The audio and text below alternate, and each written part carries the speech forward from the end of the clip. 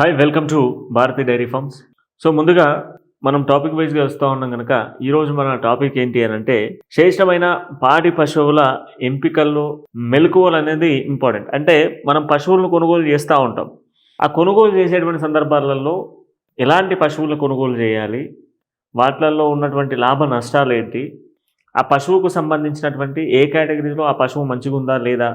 Example ఒక ఆవు తీసుకుంటున్నామండి. మనం ఆ ఆవుకు సంబంధించి ఒక ఆవును తీసుకున్నప్పుడు ఏ లక్షణాలు ఉండాలి, ఆ ఆవుకు సంబంధించి ఎట్లా ఉంటే ఎక్కువ పాలు వస్తాయి, ఆ గేదెకి సంబంధించి ఎట్లా ఉంటే పాలు వస్తాయి, ఏ విధంగా ఉండాలి, ఎక్కువ మొత్తంలో పాల దిగుబడి రావాలంటే ఏం చేయాలి, ఎలా చూసుకోవాలి, కొనుగోలు చేసేటువంటి సందర్భాల్లో ఏం చేయాలి, ఎంపిక చేసుకునేటువంటి ఆవులు కానీ గేదెలు కానీ ఎలా ఎంపిక చేసుకోవాలి, ఈరోజు ఈ టాపిక్ పైన మనం చర్చిద్దాం. ఇక ముందుగా అధిక దిగుబడి పొందడానికి అధిక పాలసారాన్ని కలిగి ఉన్నటువంటి శ్రేష్టమైన జాతులను ఎంచుకోవడం ఎంతో అవసరం. సో వాటికి సంబంధించి ఎట్లా ఎంపిక చేసుకోవాలనేది చూద్దాం. ముందుగా పాల ఉత్పత్తి, పాడి పశువుల ఎంపిక, పశువు జాతి లక్షణాలు ముఖ్యంగా పరిశీలించుకోవాలి. తీసుకునేటువంటి ముందుగా ఒక మాటలో చెప్పాలి అని అంటే మనం ఎంచుకునేటువంటి పాడి పశువులు ఎంపిక అనేది పాడి పశువులకు సంబంధించి మంచి పురోగతి చెందినవి, మంచిగా హెల్దీగా ఉన్నవి తీసుకోవాలి. అప్పుడే మనం ఎక్కువ లాభాలు పొందడానికి ఎక్కువ అవకాశాలు ఉంటాయి. కంప్లీట్గా కూడా ఒక మాటలో చెప్పాలి అని అంటే పాడి పరిశ్రమకు సంబంధించి ఒక డైరీ ఫామ్ మొదలుపెట్టాలి అని అంటే మనం ఎంచుకునేటువంటి ఆవులు కానీ గేదెలు కానీ ఎంత బాగున్నాయి, వాటికి సంబంధించినటువంటి ఆరోగ్య పరిస్థితి ఎట్లా ఉన్నది, వీటికి సంబంధించి అందరం మనం ముందుగా చూసుకోవాల్సినటువంటి అవసరాలు ఉంటాయి. ఇక తర్వాత శ్రేష్టమైన నెక్స్ట్ ఏంటి అంటే పాడి పశువుల ఎంపికల్లో పాడి పశువులకు సంబంధించినటువంటి వారి యొక్క చరిత్ర, అంటే వాటి తండ్రి కానీ వాటి యొక్క తల్లి కానీ అవి ఇచ్చే పాల శాతం కానీ ఒక ఎంపిక అనేది చాలా ఇంపార్టెంట్. ఈ యొక్క పాడి పశువుల ఎంపిక చేసుకునేటప్పుడు దానికి సంబంధించిన బ్యాక్గ్రౌండ్, ఒక ఆవును కానీ ఒక గేదెను కానీ మనం తీసుకున్నప్పుడు దానికి సంబంధించిన బ్యాక్గ్రౌండ్ వెరిఫికేషన్ అనేది చేసుకోవాలి. దాని ఆరోగ్య పరిస్థితి ఎట్లా ఉన్నది, అది దూడ పెడతా ఉందా, లేగ దూడ పెడతా ఉందా, లేదంటే మొగ దూడ పెడతా ఉందా, ఏం పెడతా ఉన్నది, అది ఎన్నిసార్లకు సంవత్సరంలో ఎన్ని రోజులకి ఈంతా ఉంది, ఎంత పాలిస్తూ ఉంది, దాని ఆరోగ్య పరిస్థితి ఎట్లా ఉన్నాయి, ఇవన్నీ కూడా ఎంపిక చేసుకునేటువంటి ఆలోచనలు ముందుగా అవి చూసుకోవాలి. మన వాతావరణ పరిస్థితులకు అనుకూలమైనటువంటి ఆవులను మనం కొనుగోలు చేసుకోవాలి. ముందుగా ఏంటి అని అంటే మన వాతావరణానికి సంబంధించిన వాటిలలో ఎట్లా ఉన్నాయి, మన వాతావరణంలో ఉన్నటువంటి కండిషన్ కూడా చూసుకోవాల్సిన సిచ్యువేషన్స్ ఉంటాయి. ముఖ్యంగా మన వాతావరణంలో ఆవులు ఎట్లా ఉంటాయి, వాటికి సంబంధించి మరి ఏవి చేసుకునేటువంటి అంటే అవి ఏ విధంగా ఉంటాయి, మన పరిస్థితులకు తట్టుకోగలుగుతాయా లేదా, అవి కూడా చూసుకోవాల్సిన లక్షణాలు మనం చూసుకోవాలి. ఇక దాంతోపాటుగా అసలు పాడి పరిశ్రమను ఎంపిక చేసుకునే ముందు పశువుల ఎంపికల్లో భాగంగా మనం ఏం చూడాలి అని అంటే వాటి యొక్క బ్యాక్గ్రౌండ్తో పాటుగా వాటి వివరాలను సేకరించుకోవాలి. శరీరానికి సంబంధించిన లక్షణాలు ఎట్లా ఉన్నాయనేది చూసుకోవాలి. 4 అంశాలు మొదటగా చూసుకోవాల్సిన సిచ్యువేషన్స్ ఉంటాయి. వాటికి సంబంధించి ఒక 4 అంశాలు మనం పర్టికులర్గా చూసుకోవాలి. పశువులకు సంబంధించినటువంటి ఆ పాడి పశువుల జాతి, అదేవిధంగా వారి యొక్క బ్యాక్గ్రౌండ్ అండ్ దాంతోపాటుగా పాల ఉత్పత్తి, గతంలో పాల ఉత్పత్తి వారికి సంబంధించినవి ఎట్లా ఉన్నాయి, దాంతోపాటుగా శరీరానికి సంబంధించినటువంటి ఆకృత్యం ఎట్లా ఉన్నది, ఆ శరీరానికి సంబంధించినటువంటి వెయిటేజ్ కానీ ఆ శరీరం ఎట్లా ఉంది అనేది చూసుకోవాలి. ఇక ఆ తర్వాత మన వాతావరణ పరిస్థితులకు అనుకూలంగా ఉన్నాయా లేవా అనేది ఎంపిక చేసుకునేటువంటి ప్రయత్నం చేయాలి. కొన్ని మన వాతావరణానికి తట్టుకుంటాయి, కొన్ని మన వాతావరణానికి తట్టుకోలేవు. అట్లాంటివి కూడా మనం ఒకసారి చూసుకునేటువంటి ప్రయత్నం చేయాలి. మొదటగా ఈ యొక్క అంశాలను దృష్టిలో పెట్టుకొని సరైనటువంటి ఆవులను ఎంపిక చేసుకున్న తర్వాత మన దగ్గర పెరిగేటువంటి ఆవుల్లో సంకర జాతికి సంబంధించిన ఆవులు మన దగ్గర ఎక్కువ శాతం ఉంటాయి కనుక అవి చూసుకోవాలి. గేదెల్లో అయితే ముర్రాకు సంబంధించినటువంటి ఎక్కువ శాతం మన దగ్గర ఉంటాయి కనుక జెర్సీ ఆవులలో జెర్సీ, సంకర జాతి జెర్సీకి సంబంధించినవి, గేదెల్లో అయితే ముర్రకు సంబంధించినవి, ఇవన్నీ కూడా మనం చూసుకోవాలి. ఇక తర్వాత వాతావరణ పరిస్థితులను తట్టుకునే శక్తి, పాల ఉత్పత్తి సౌలభ్యం కలిగి ఉండాలి. దాంతోపాటుగా మనం చూసుకోవాల్సింది ఏంటంటే ఆవుల యొక్క ఒకవేళ విదేశీ ఆవులు అయితే దాని యొక్క బ్లడ్ క్వాలిటీ అంటే రక్త శాతం ఎంత ఉంది అనేది కూడా ఒకసారి మనం పరిగణలోకి తీసుకోవాలి. వీటిని అన్నింటినీ బేస్ చేసుకున్న తర్వాతనే ఒక ఆవును కానీ ఒక గేదెను కానీ కొనుగోలు చేయాలి. అయితే ఇక దాంతోపాటుగా మరిన్ని విషయాలు కూడా తెలుసుకునే ప్రయత్నం చేస్తే సంకర జాతి ఆవులకు సంబంధించి మొదటగా వాటి ఇచ్చేటువంటి పాలకు సంబంధించి అసలు ఎన్ని రోజులకు ఎన్ని లీటర్ల పాలు ఇస్తా ఉన్నా ఏంటి అనేది తెలుసుకోవాలి. ముందుగా ఆవులకు సంబంధించి దాదాపుగా కూడా ఒక 3 మాసాలు అంటే 3 నెలల్లో మొదటగా అంటే ఈనిన తర్వాత 3 నెలల సమయంలో దాదాపుగా కూడా ఒక రోజుకు 10 నుంచి 12 లీటర్ల పాలు ఇస్తూ ఉంటాయి మొదట 3 నెలలు. ఆ తర్వాత ఈ యొక్క దిగుబడి అనేది ఉండబోతుంది. ఆ తర్వాత మనకు పాడి కాలంలో మనం చూసుకున్నట్లయితే 8 నుంచి 10 లీటర్లు వస్తాయండి. 8 నుంచి 10 లీటర్లు ఈ యొక్క పాడి కాలంలో ఆవులు అనేది ఇస్తూ ఉంటాయి ఆవులు. ఇక గేదెలకు సంబంధించిన దాంట్లో మనం చూసుకున్నట్లయితే 3 మాసాల్లో దాదాపు మొదటి 3 మాసాల్లో 8 నుంచి 10 లీటర్లు. ఆ తర్వాత పాడి కాలంలో మనం చూసుకున్నట్లయితే 6 నుంచి 8 లీటర్లు. ఇది ఒక రోజుకి ఇస్తూ ఉంటాయి. ఒక రోజుకు ఇచ్చేటువంటి లీటర్ల సంఖ్య. సో పాలకు సంబంధించిన దిగుబడి కూడా ఏ విధంగా ఉన్నది అనేది మనం చెక్ చేసుకోవాలి. ఇక పాడి పరిశ్రమకు సంబంధించి ఈ పశువుల ఎంపిక అనేది చేసుకున్నప్పుడు వాటికి సంబంధించినటువంటి వయసు ఎప్పుడైనా కూడా 2 సంవత్సరాల నుంచి 6 సంవత్సరాల లోపు ఉన్నటువంటి పశువులనే తీసుకోవాలి. 8 నుంచి ఆ పైబడి ఉన్నటువంటి వయసు కలిగినటువంటి ఆవులను కానీ గేదెలను కానీ తీసుకుంటే వాడి యొక్క పాల యొక్క దిగుబడి అనేది చాలా తక్కువగా ఉంటుంది. ఎందుకంటే వాటి వయసు అనేది తగ్గిపోతూ ఉంది కనుక పాల దిగుబడి తక్కువగా ఉంటుంది. ఎప్పుడైనా 2 నుంచి 10 సంవత్సరాల వయసు ఉన్నటువంటి ఆవులు లేదా గేదెలు మాత్రమే తీసుకోవాలి. ఆ తర్వాత ఇంకా మనం ఏం చూసుకోవాలి దీంట్లో అని అంటే, ఒక ఆవును మనం కొనాలి అనుకున్నా, ఒక గేదెను మనం కొనాలి అనుకున్నా ఏం చేయాలి అని అంటే, ముందుగా మనం ఒక సంతకి వెళ్తాం, లేదంటే తెలిసిన వాళ్ళ దగ్గర తీసుకోవడానికి పోతాం. ఒక ఆవు కానీ గేదె కానీ ఈనిన తర్వాత 15 రోజుల తర్వాత ఆ యొక్క ఆవు కానీ గేదె కానీ దాంతో పాటుగా దాన్ని పుట్టినటువంటి దూడతో పాటు తీసుకోవడం మంచిది. ఎందుకనంటే ఈ యొక్క మనం తీసుకొచ్చేటువంటి కాలంలో అది ఈని ఉంటుంది కనుక పాల దిగుబడి ఎక్కువ శాతం ఉంటుంది అండ్ ఆరోగ్యంగా ఉంటుంది. పాలు కూడా ఎక్కువ శాతం వస్తాయి కనుక ఈనిన తర్వాత 15 రోజుల తర్వాత వెళ్ళి తీసుకోవడం చాలా మంచిది. ఇక ఆ తర్వాత ప్రధానంగా చూసుకోవాల్సింది ఏంటి అంటే, పాడి పశువులకు సంబంధించినటువంటి ఈ యొక్క జంతువులకు సంబంధించి అంటే ఆవు కానీ గేదె కానీ దాని యొక్క తండ్రి, దాని యొక్క పాలసారం, దాంతోపాటుగా తల్లి యొక్క పాలసారం అండ్ దాంతోపాటుగా తల్లి యొక్క పాల దిగుబడి ఎట్లా ఉన్నది, తండ్రి యొక్క అంటే ఆ జాతికి సంబంధించిన వాటితోనే క్రాసింగ్ జరిగిందా లేదా అనేది బాగా చెక్ చేసుకోవాలి. అండ్ దాంతోపాటుగా వాటికి సంబంధించి పాల దిగుబడితో పాటుగా దానికి ఏమైనా వ్యాధులు ఉన్నాయా, తల్లికి సంబంధించి చర్మ సమస్య వ్యాధులు కావచ్చు, లేదనుకుంటే దానికి ఏమన్నా ఈ కంతలు లాంటివి అవుతూ ఉంటాయి ఆవులకు కానీ గేదెలకు కానీ, ఇట్లాంటివి ఏమైనా అయినాయా లేకపోతే ఇంకేమైనా ఉన్నాయా, ఇవన్నీ కూడా బాగా అబ్జర్వ్ చేసుకొని తీసుకునేటప్పుడు ఇవన్నీ కూడా అబ్జర్వ్ చేసుకొని తీసుకోవాలి. ప్రధానంగా దాని చరిత్ర అనేది కంప్లీట్గా కూడా దానికి సంబంధించిన చరిత్ర వెరిఫికేషన్ చేసుకొని తీసుకోవాల్సిన అవసరం ఉంటుంది. ఇక పాడి పశువుల యొక్క ముఖ్య లక్షణాలను కూడా మనం గ్రహించాలి. ముఖ్యంగా చాలా వరకు ఏంటంటే శాస్త్రీయ పద్ధతిలోనే వీటిని మనం కనుగొనే ప్రయత్నం చేయాలి. వాటి యొక్క ఆకారాలను బేస్ చేసుకొని మనం 4 భాగాలను బాగా గుర్తుపెట్టుకోండి.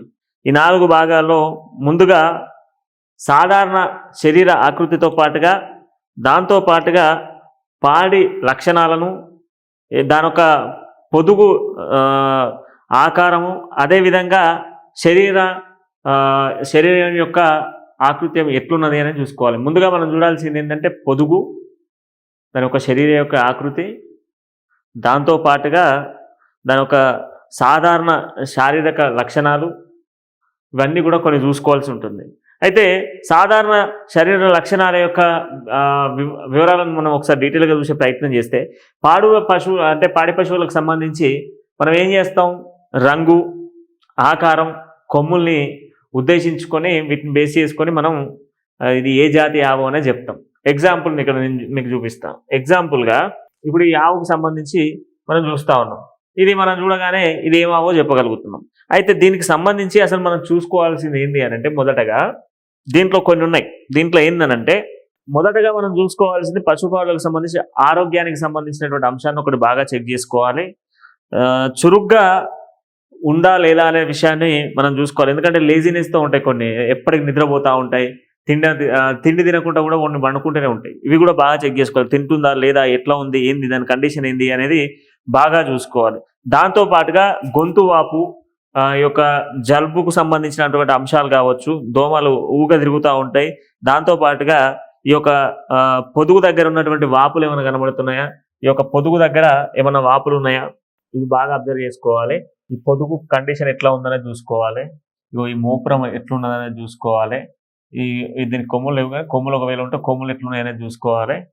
ఈ యొక్క కాళ్ళకు సంబంధించి దీని పొదుగుకు సంబంధించినటువంటి ప్రాంతంలో ఎట్లా ఉంది, దానికి సంబంధించి వెడల్పుగా ఉందా, ఏదైనా వాపు లాంటివి ఏమైనా కనబడుతున్నాయో ఒకసారి బాగా చెక్ చేసుకోవాలి. దాంతోపాటుగా శరీర ఆకృతి ఎట్లా ఉంది అనేది చెక్ చేసుకోవాలి.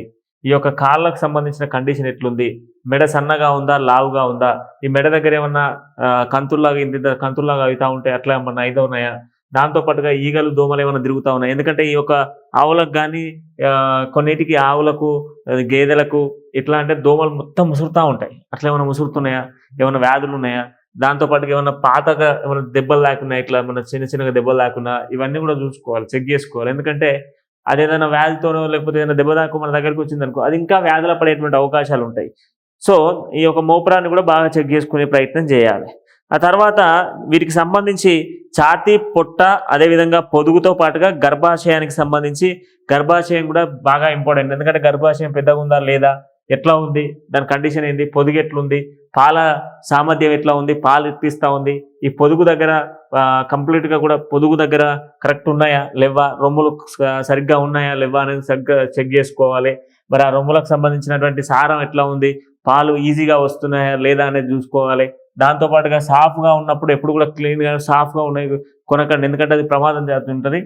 ఇట్లా ఒక నరం ఆ పాల యొక్క పొదుగుకు ఇట్లా ఈ యొక్క పొదుగు ఉంది, ఈ పొదుగుకు ఇక్కడ ఉన్నటువంటి రొమ్ముకి ఈ యొక్క రొమ్ము పాలిచ్చేటువంటి రొమ్ముకు సంబంధించినటువంటి నరాలు ఏర్పడుతూ ఉంటాయి. ఆ ఏర్పడేటువంటి ఆ నరాలను కూడా ఒకసారి బాగా అబ్జర్వ్ చేసేటువంటి ప్రయత్నం చేయాలి. దాని కండిషన్ అనేది మనం చూసుకోవాలి. బాగా చూసుకున్నప్పుడే మనం తీసుకునేటువంటి ఆవు కానీ ఆ ఆవుకు సంబంధించిన శరీరాన్ని మనం పర్టికులర్గా చూసుకున్నప్పుడే వాటికి సంబంధించిన డీటెయిల్స్ తెలుస్తాయి. అంతేకాకుండా మెడ పొట్టిగా సన్నగా ఉండాలి. అండ్ దాంతోపాటుగా చక్రాసం శుభ్రంగా ఉండాలి. అంటే దీని నుదుటంతా కూడా శుభ్రంగా ఉందా లేదా చూసుకోవాలి. అండ్ దాంతోపాటుగా మెడ దగ్గర మెడ పొట్టిగా సన్నగా ఉండేలా చూసుకోవాలి. మెడ అనేది పొట్టిగా ఉండాలి అండ్ సన్నగా ఉండాలి, ఆ విధంగా చూసుకోవాలి. దాని తర్వాత శరీర ఆకృతి చూసుకోవాలి. ఈ యొక్క కాళ్ళు చక్కగా ఉన్నాయా వంకర ఉన్నాయా అనేది చూసుకోవాలి. ఈ యొక్క వెనుక భాగంలో చూసినప్పుడు ఎట్లా కనబడతా ఉంది, మంచి స్ట్రక్చర్తో కనబడుతుందని చెప్పేసి అయోమయపడకుండా మంచిగా నీట్గా ఒకసారి మనం తీసుకునేటువంటి ఆవుకు సంబంధించి ఇన్ డీటెయిల్గా చూసుకునే ప్రయత్నం చేయాలి. ఇక ఆ తర్వాత ముఖ్యంగా చూసుకోవాల్సింది ఏంటి అని అంటే ఈ యొక్క గుండెకి సంబంధించిన దగ్గర ఒకసారి బాగా చూసుకోవాలి. అండ్ ఛాతీ కూడా చాలా విశాలంగా ఉండే విధంగా చూసుకోవాలి. మృదువుగా విశాలంగా ఉండేటువంటి ఆవుల్ని ఎంచుకునేటువంటి ప్రయత్నం చేయండి. ఎందుకంటే ఇటువంటి గర్భాశయాన్ని కావచ్చు, ఆ ఛాతీ దగ్గర కావచ్చు కొంచెం చూసుకునే ప్రయత్నం చేయాలి. ఒకసారి చుట్టూ కొలతలను కూడా ఏ విధంగా ఉన్నది, ఆవు ఆకృతి కానీ గేదె ఆకృతి కానీ ఏ విధంగా ఉన్నది, దాని యొక్క చుట్టూ కొలత ఎట్లున్నది, ఎట్లా శరీర ఆకృతిని పర్టికులర్గా గ్రహించే ప్రయత్నం చేసినప్పుడే ఆ ఆవుకు సంబంధించి ఆ గేదెకు సంబంధించినటువంటి లక్షణాలను మనకు బాగా తెలుస్తాయి. ఇక పొదుగు లక్షణాలు అనేది చాలా ఇంపార్టెంట్. ఎందుకంటే పొదుగు అనేది కంప్లీట్గా మనం ఆవులు కానీ గేదెలు కానీ కొనేది మనకు కంప్లీట్గా పని అంతా కూడా పొదుగుతోనే. ఎందుకంటే పాల దిగుబడి కావాలి, ఎక్కువ శాతం రావాలంటే పొదుగు మంచిగా ఉండాలి. పశువుల యొక్క ఎంపిక చేసే దాంట్లో పొదుగుకు సంబంధించినటువంటి ప్రధాన పాత్ర పోషిస్తుంది. పొదుగు దాదాపు రెండింటి మధ్యలో అంటే రెండు కాళ్ళ మధ్యలో, రెండు తొడల మధ్యలో ఈ యొక్క రెండు తొడల మధ్యలో పొదుగు అనేది ఉండాలి. అట్లా పొదుగు ఉన్నప్పుడే దాని యొక్క పాల సాంద్రత అనేది పెరుగుతూ ఉంటుంది. దాంతోపాటుగా ఈ తొడల మధ్య భాగంగా విశాలంగా ఉండేటట్టుగా చూసుకోండి. ఈ యొక్క పొదుగు అనేది ఈ రెండు తొడల మధ్య అంటే ఏమవుతుంది అంటే కొన్నిసార్లు కంప్లీట్ వెనక సైడ్ నుంచి అనుకుంటున్నారు, ఇట్లా మధ్యలో సెంటర్లో ఉందా లేదా, దాని పొదుగు ఎట్లా ఉన్నది, ఆ పొదుగు ఆకృతి ఎట్లా ఉన్నది అనేది చూసుకునే ప్రయత్నం చేయాలి. ఇక దాంతోపాటుగా పొదుగును చేత్తో పట్టుకొని సులభంగా అంటే మనం సులభంగా పాలు పిండగలుగుతున్నామా లేదా అనేది కూడా గ్రహించుకునేటువంటి ప్రయత్నం చేయాలి. ఈ 4 లక్షణాలు, దాంతోపాటుగా పొదుగు పైన ఉన్నటువంటి 4 రొమ్ముల యొక్క పరిమాణంలో ఉన్నటువంటి పరిమాణాన్ని కూడా చూసుకోవాలి. దాంతోపాటుగా ఈ యొక్క పొదుగుకు సంబంధించినటువంటి కండిషన్ ఎట్లుందనేది కూడా చెక్ చేసుకునే ఆవును తీసుకోవాలి లేదా గేదెను తీసుకోవాలి. ఎందుకంటే ఈ పొదుగు దగ్గరే అసలంతా ఉంటుంది. ఈ పొదుగు దగ్గరనే దీని కండిషన్ ఎట్లున్నది ఏంది అనేది చూసుకోవాలి. దాంతోపాటుగా ఈ కాళ్ళ యొక్క స్ట్రక్చర్ ఎట్లా ఉన్నది, కరెక్ట్ ఉందా లేదా అనేది చూసుకోవాలి. పొదుగు సరిగ్గా ఉందా లేదా చూసుకోవాలి. ఆ పొదుగు చుట్టూరంగా ఏమన్నా వ్యాధులు లాంటివి ఏమైనా కనబడుతున్నాయా, లేదంటే కొన్ని సందర్భాలు ఏంటంటే కొన్ని చిన్న చిన్న గడ్డల్లా కావడం, ఈ యొక్క ప్లేన్ కావడం, లేదంటే పొదుగు ఉబ్బడం, ఇట్లాంటివి జరుగుతూ ఉంటాయి. ఇట్లాంటివి జరగకుండా చూసుకునే ప్రయత్నం చేయాలి. అసలు ఆవును కానీ గేదెను కానీ కొనేటప్పుడు కానీ ఏం చేస్తారు అని అంటే సంతలో పశువులు కొనుగోలు సమయంలో దాదాపు ఏం చేస్తాం, మనం సంతలో పశువులు కొనడానికి పోతాం. అయితే మ్యాక్సిమం సంతలో పశువులు కొనేటువంటి ప్రయత్నం చేయకండి. ఎందుకనంటే సంతలో పశువులు కొనడం వల్ల చాలా రకాలుగా మోసపోయిన వాళ్ళు చాలామంది ఉన్నారు. ఎందుకంటే ఒక అంగడి జరుగుతుంది, అంగడిలకు మనం కొనడానికి పోతాం. ఆ కొనడానికి పోయినప్పుడు వ్యాపారస్తులు ఏం చేస్తాడు, దానికి ఏదున్నా ఏమైనా ఏం రోగాలున్నా అవి చెప్పడు. మంచిగా ఉన్నది పాలు ఇస్తూ ఉంది, మంచి టైంకి ఇస్తూ ఉంది, ఇవన్నీ చెప్తాడు. కానీ దానికి ఉన్నటువంటి వ్యాధులు కానీ దానికి ఏమైనా దెబ్బలు తాకినా ఇవన్నీ ఏం చెప్పరు. కనుక సంతలో కాకుండా మ్యాక్సిమం 99% మీకు తెలిసిన వాళ్ళు, మీ దగ్గరి వాళ్ళు, అట్లాంటి తెలిసిన వాళ్ళ దగ్గరనే ఈ యొక్క ఆవులు కానీ గేదెలు కానీ కొనే ప్రయత్నం చేయండి. ముందుగా ఈ యొక్క సంతలో కొనేటువంటి వాళ్ళు కొన్ని గ్రహించాలి. ఏంటి అని అంటే సంతలో ఆవులు కొనేటప్పుడు వాటికి వచ్చేటువంటి లక్షణాలు, పాడి గేదెలు కానీ ఆవులు కానీ వాటి యొక్క శరీరాన్ని యొక్క ఆకారంతో పాటుగా బొల్లి మచ్చలతో పాటు చర్మ వ్యాధులు, గాయాలు, అదేవిధంగా ఇట్లాంటివి కొన్ని కనబడుతూ ఉంటాయి. కనబడకుండా ఏం చేస్తారంటే వాటికి రంగులేసే ప్రయత్నం చేస్తారు. ఎగ్జాంపుల్ మీకు చూపిస్తా. ఇప్పుడు ఎగ్జాంపుల్ ఇది ఒక ఆవు ఉంది ఇక్కడ. ఈ ఆవుకు సంబంధించి మనం మాట్లాడుకుందాం. ఈ ఆవుకు సంబంధించి మొదటగా మనం సంతలో కొనడానికి పోయినప్పుడు ఈ ఆవు ఒక శరీరం పైన ఏమైనా గాయాలు ఉన్నాయా అనేది మొదటగా చూసుకోవాలి. చుట్టూరంగా చూసుకోండి. ఇప్పుడు ఎగ్జాంపుల్ ఇక్కడ ఒక గాయం ఉందనుకోండి. ఈ గాయం ఎందుకైంది, ఏంది, ఈ గాయానికి సంబంధించినటువంటి డీటెయిల్స్ కూడా తెలుసుకునే ప్రయత్నం చేయండి. మొదటగా గాయాలు, దాంతోపాటుగా చర్మ సమస్య, వ్యాధులు ఏమైనా ఉన్నాయా, ఈ యొక్క ఆవుకు సంబంధించిన దానిపైన చర్మ సమస్యకు సంబంధించినటువంటి వ్యాధులు ఏమైనా ఉన్నాయనేది బాగా గ్రహించాలి. అండ్ దాంతోపాటుగా ఎగ్జాంపుల్ కొన్నిటి కొమ్ములు ఉంటాయి. ఇప్పుడు ఎగ్జాంపుల్ గిరావులు అనుకోండి, గిరావులకు కొమ్ములు ఉంటాయి. ఆ కొమ్ములను ఏం చేస్తారంటే వీటిని షైనింగ్గా కనబడేందుకు, నీట్గా కనబడేందుకు వీటిని నీట్గా చేసుకుని వస్తారు. ఇప్పుడు ఎగ్జాంపుల్ దీనికి ఒక గాయం గిడ అయిందనుకోండి, దీనికి ఏం చేస్తారు అని అంటే ఇక్కడ నల్లటి రంగును బొగ్గు లాంటివి ఏం చేస్తారు మంచిగా రుద్దుకొని మంచిగా షైనింగ్గా కనబడేందుకు ఆయిల్ను కొంత యొక్క ఆవులకు కానీ గేదెలకు కానీ మంచిగా, ఇప్పుడు గేదెలు అనుకో నల్లగా కనబడతాయి. నల్లగా కనబడాలంటే ఇంకా కొంచెం షైనింగ్ కనబడాలంటే ఏం చేయాలి, కొంచెం నూనె పోసి రుద్దినాం అనుకో, కొంత నల్లబొగ్గేసి మంచిగా నూనె పోసి మంచిగా రుద్దితే ఏమైతే షైనింగ్ ఎక్కువ కనబడుతుంది. కనుక మనం ఆవులు కానీ గేదెను కానీ కొనేటప్పుడు చాలా లక్షణాలు చూసుకుని కొనాలి. దాంతో భాగంగా తెలిసిన వాళ్ళ దగ్గర కొనడం చాలా మంచి విషయం. దానికి సంబంధించినటువంటి వ్యాధులు ఏమైనా ఉన్నాయా, దానికి సంబంధించి ఏమైనా ప్రాబ్లమ్స్ ఉన్నాయా, ఇక దాంతోపాటుగా దీనికి ఈ యొక్క మోపురం ఎట్లా ఉన్నది, దీని యొక్క రొమ్ములు ఎట్లా ఉన్నాయి, దానికి సంబంధించిన కండిషన్ ఎట్లున్నది, అన్నీ కూడా చూసుకునే ప్రయత్నం చేసి చూసిన తర్వాతే ఆవును కానీ గేదెను కానీ కొనుక్కోవాలి. పర్టికులర్గా ఏంటంటే సంతలలో కొనేటువంటి అంటే అంగట్లలో కొనేటువంటి వాళ్ళు జాగ్రత్తలు వహించాలి. చాలామంది మోసపోతూ ఉన్నారు. అంగట్లో తీసుకునే ముందు చాలా 1-2 సార్లు ఆలోచించి 1-2 సార్లు ఆ యొక్క ఆవుకు సంబంధించిన స్థితిగతులపైన అవగాహన తెచ్చుకొని ఆ ఆవుకు సంబంధించిన పరిస్థితి ఎట్లా ఉంది, ఏంది అనేది తెలుసుకున్న తర్వాతనే మీరు ఆవును కానీ గేదెను కానీ తీసుకునేటువంటి ప్రయత్నం చేయండి. అప్పటిదాకా చేయకూడదు. పరిస్థితులు ఖచ్చితంగా కూడా మీకు తెలిసిన వాళ్ళు, మీకు ఒకవేళ అవగాహన లేకపోతే ఆవులపైన గేదెలపైన అవగాహన ఉన్న వాళ్ళని తీసుకెళ్ళండి. ఆ ఆవు ఏ జాతికి చెందింది, ఆ ఆవుకు సంబంధించిన పరిస్థితులు ఏంది, ఆ ఆవు ఎట్లా ఉన్నది, దానికి ఏమైనా రంగులు వేసిర్రా, దానికి ఏమైనా దెబ్బలు తాకినాయా, చర్మ సమస్య వ్యాధులు ఏమైనా ఉన్నాయా, మచ్చ వ్యాధులు ఏమైనా ఉన్నాయా, ఇంకేమైనా వ్యాధులు ఉన్నాయా, పొదుగు సంబంధించిన వ్యాధులు ఏమైనా ఉన్నాయా, చర్మ సంబంధించిన వ్యాధులు ఏమైనా ఉన్నాయా, ఛాతీ ఎట్లా ఉన్నది, మోపురం ఎట్లా ఉన్నది, కొమ్ములు ఎట్లా ఉన్నాయి, కాళ్ళు ఎట్లా ఉన్నాయి, చెవులు ఎట్లా ఉన్నాయి, తోక ఎట్లా ఉంది. అండ్ పర్టికులర్గా ఇంకా చూడాల్సింది ఏంటి అని అంటే చాలా రకాల ఆవులకు కండ్లు అనేది ఆవులకు కానీ గేదెలకు కానీ అవి ఏమైతే అంటే కొన్ని సందర్భాల్లో ప్రమాదవశాత్తు కొన్నిసార్లు కళ్ళు పోతున్నాయి. అయితే ఆ కన్ను పోయినటువంటి నేపథ్యంలో అది కనిపించదు. ఇక్కడ ఏంటంటే ఈ సంతలో వ్యాపారస్తులు ఏం చేస్తూ ఉన్నారంటే ఈ కళ్ళు లేనటువంటి వాటిని కూడా తీసుకొచ్చి సంతలో అమ్మేటువంటి ప్రయత్నం చేస్తూ ఉన్నారు. కళ్ళను బాగా గ్రహించండి. ఒకసారి ఒక కన్ను మూసి చూడండి, ఇంకోసారి ఇంకో కన్ను మూసి చూడండి. దాని అటు ఇటు మూవ్ అవుతుందా లేదా, ఏం జరుగుతుంది అనేది ఒకసారి దాన్ని చెక్ చేసుకోండి. కళ్ళకు సంబంధించి పర్టికులర్గా చెక్ చేసుకోండి. కళ్ళకు సంబంధించి చాలా మోసాలు జరుగుతూ ఉన్నాయి. వ్యాపారస్తులు కళ్ళు పోయినటువంటి ఆవులను గేదెలను అమ్మేటువంటి ప్రయత్నం చేస్తూ ఉన్నారు. కొన్ని అయితే పుట్టుకతో గుడ్డి పుట్టినవి కూడా ఉన్నాయి, వాటిని కూడా అమ్మేటువంటి ప్రయత్నం చేస్తున్నారు. కనుక కొంత ఆచి తూచి చూసుకొని కొనండి. అండ్ దాంతోపాటుగా పర్టికులర్గా పాలకు సంబంధించినటువంటి వివరాలను సేకరించుకోండి.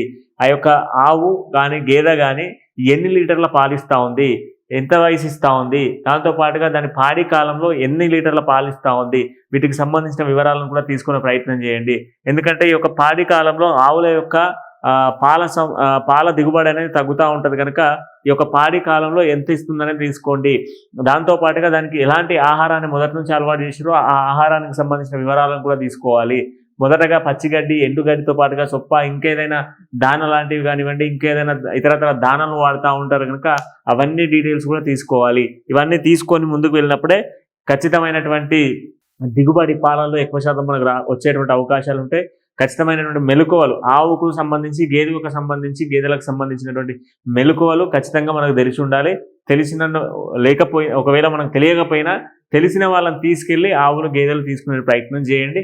అంగట్లో అమ్మేటువంటి, సంతల్లో అమ్మేటువంటి వాటిని మాత్రం కొని మోసపోకండి, ఆ మోసాలకు గురి కాకండి. తెలియకపోతే తెలుసుకొని చేసే ప్రయత్నం చేయండి. మరో వీడియోతో మళ్ళీ కలుద్దాం.